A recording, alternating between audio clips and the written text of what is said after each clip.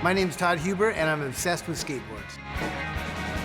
I'm the founder of the Skateboarding Hall of Fame Museum. This is the world's largest skateboard collection. I think there's about 5,000 skateboards. I've never tried to count them. It's just too much work. I've been collecting for 30 years. When I started collecting, I was 24. I quit smoking cigarettes. I got hypnotized, and the program was to figure out how much money you spent every year on cigarettes. If you suddenly had that money in your hand right now, what would you do with it? And a friend suggested I look for skateboards because I've been a skateboarder my whole life.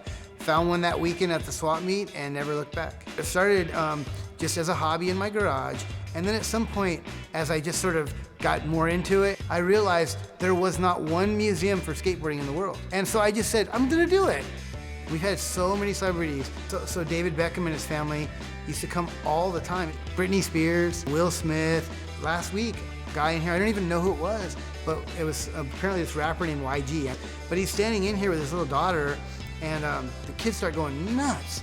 The boards on these walls range from boards that I've gotten free on the low side to maybe $1,500. For a long time, like the first 5 years of me collecting, I had a rule where I wouldn't spend more than 20 bucks. And I left behind some great skateboards that were 30 bucks. And I'm so bummed at myself because now they're like hundreds. I think over the 30 years, I've probably spent $100,000, maybe more. Someone once said they thought it was worth over $500,000. The most I've ever spent on a skateboard was we bought a skate car. It's actually right here, this red one called White Lightning. And I don't know if you can consider it a skateboard, but it was 12,000 bucks. So almost every board in here on the wall, almost every board has been used and well loved. The thing I love about collecting skateboards in general, a lot of them are custom made. I love that. Some kid went in when he was like however old for Christmas or whatever and picked out this board all the way down to the stickers that decorated the decorations.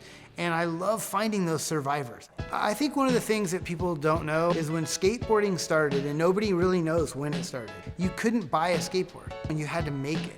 And I dig that. I just love the fact that some kid, or maybe a kid and his dad, they made those boards. And so that to me is what makes collecting skateboards so unique. There's no book that shows you every skateboard, and no collector will ever have every skateboard.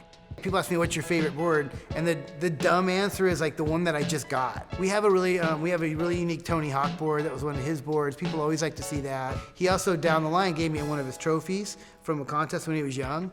I still skate. I like to say I'm a lifelong skater. And I'm not that good, but I'm better than a lot of these kids. The thing about skateboarding is a lot of the younger generation, and I know it's the same when I was a kid, are what I just call the underdogs. Like, everyone's always yelling at them or chasing them out of the space. This place here in the museum, it's a home for the underdogs, and I'm really proud. That's a cool thing. There's something gratifying about taking the stuff that you have and letting it be open to everybody. And every time a kid comes and gets excited about it, it reignites my excitement about it.